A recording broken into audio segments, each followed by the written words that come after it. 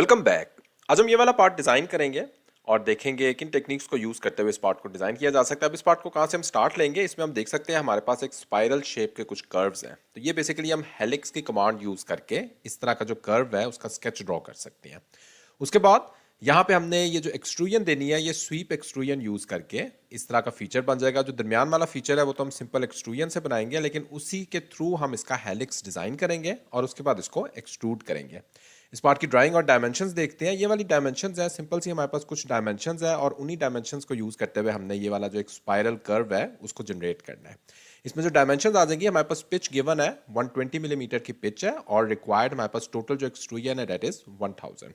तो इसको देखते हैं किस तरह से हम स्टार्ट कर सकते हैं। इसको स्टेप बाय स्टेप देखें। File new part design, required plane हम यहाँ पे front plane let's suppose select कर लेते हैं और यहाँ पे फ्रंट प्लेन की बजाय मैं इनफैक्ट राइट प्लेन सेलेक्ट करता हूँ और स्केच में जाता हूँ। सबसे पहले मैंने एक सर्कल ड्रॉ कर लेना है और उसी सर्कल से मैंने फिर एक हेलिक्स और स्पाइरल जो है वो कन्वर्ट करना है, जनरेट करना है। तो एक 60 मिलीमीटर का एक सर्कल जनरेट करते हैं और इसके बाद हम एक इसी के थ्रू एक स्पाइरल जनरेट करते हैं। तो यहाँ पे फीचर्स में जाएंगे और यहाँ पे हेलिक्स एंड स्पाइरल की कमांड में जाएंगे। तो हेलिक्स एंड स्पाइरल की कमांड से हम एक स्पाइरल जो है वो जनरेट करेंगे हेलिक्स सा। तो यहाँ पे रिक्वायर्ड जो मैंने पिच देनी है वो मुझे 120 मिलीमीटर गिवन है। यहाँ से मैं चेंज कर सकता हूँ जितनी भी मुझे रिक्वायर्ड पिच हो। फॉर एग्जांपल मुझे 1000 पिच रिक्वायर्ड है या लेट्स सपोज 10 पिच रिक्वायर्ड है, तो मैं अकॉर्डिंगली जो है वो उसी हिसाब से चेंज कर सकता हूँ। तो मुझे यहाँ पे ड्राइंग में 120 मिलीमीटर पिच रिक्वायर्ड है, तो 120 मिलीमीटर का मैं एक इस तरह का एक हेलिक्स जनरेट कर लेता हूँ यूजिंग दिस सर्कल। तो ये वाला मेरे पास कॉन्स्टेंट पिच मैंने यूज़ किया और यहाँ पे पिच एंड रेवोल्यूशन सेलेक्ट किया है और रिक्वायर्ड पिच दे दिया। इसको क्लिक ओके कर देते हैं। अब जरा देखें, अब मैंने क्या करना है। सबसे पहले तो अब मैंने इसी एक स्केच को यूज करके उसी के थ्रू एक स्पाइरल भी, हेलिक्स भी जनरेट कर लिया।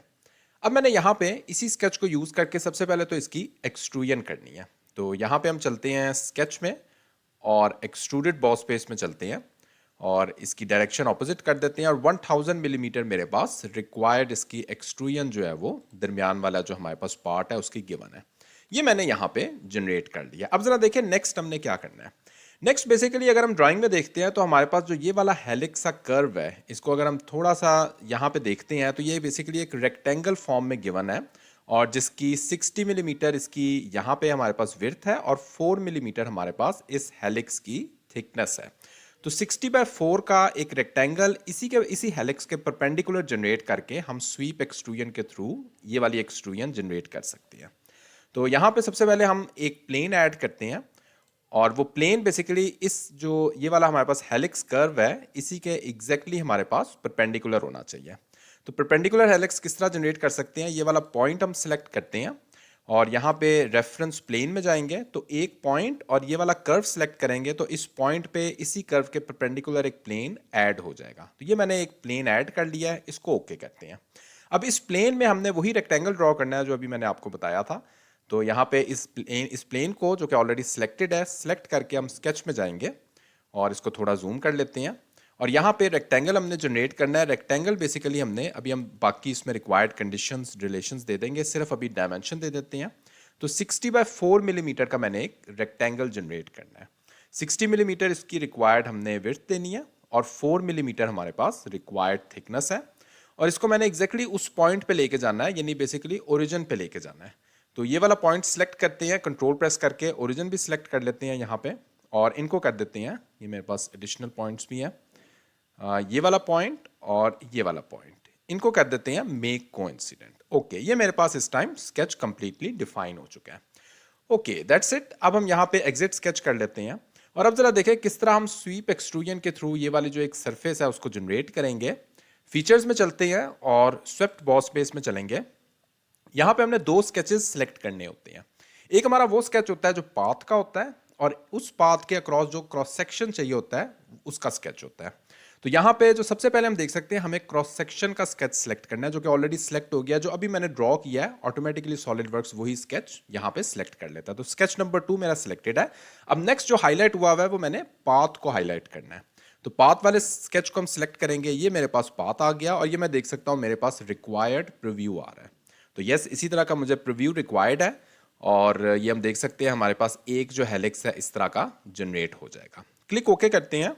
तो ये हम देख सकते हैं मेरे पास रिक्वायर्ड, ये बेशक हम बैकग्राउंड जो है प्लेन वाइट कर देते हैं और इस प्लेन की इसको भी हम मटेरियल भी अभी सिलेक्ट कर लेते हैं। इस प्लेन की हमें ज़रूरत नहीं है, इसको मैं हाइड कर देता हूँ। उसके बाद देखिए ज़रा अभी हमने करना क्या है। ओके, अब मेरे पास एक जो फीचर है वो जनरेट हो चुका है। इसी तरह के मैंने एक मल्टीपल फीचर्स जो है वो और जनरेट करने हैं। तो मल्टीपल फीचर्स हम किस तरह से जनरेट कर सकते हैं?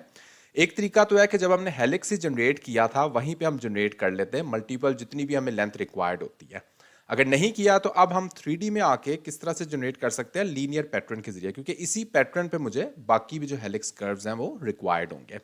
तो नंबर ऑफ लीनियर पैटर्न जितने भी रिक्वायर्ड होते हैं वो सिलेक्ट करके और इसकी रिक्वायर्ड डिस्टेंस सेलेक्ट करेंगे। डिस्टेंस उतना ही होगा जितना हमारे पास पिच थी। पिच हमारे पास 120 मिलीमीटर थी। तो यहाँ पे लीनियर पैटर्न में चलते हैं और रिक्वायर्ड अपने डिस्टेंसेज और फीचर सेलेक्ट करते हैं। फीचर सेलेक्ट कर लेते हैं, ये वाला फीचर मैं सेलेक्ट कर लेता हूँ और नंबर ऑफ इंस्टेंसेज सेलेक्ट करने के बाद यहाँ पे जो स्पेसिंग है वो हमने सेलेक्ट करनी है। 120 मिलीमीटर मेरे पास रिक्वायर्ड स्पेसिंग होगी। डायरेक्शन कोई भी लीनियर डायरेक्शन सेलेक्ट करनी है तो ये वाली हमारे पास लीनियर डायरेक्शन आ जाएगी। और नंबर ऑफ इंस्टेंसेज मैं यहाँ पे 8 रखूंगा। अपनी मर्जी से जितने भी मुझे इंस्टेंसेज रिक्वायर्ड हैं, तो एज पर आवर ड्राइंग 8 मुझे यहाँ पे इंस्टेंसेज रिक्वायर्ड हैं।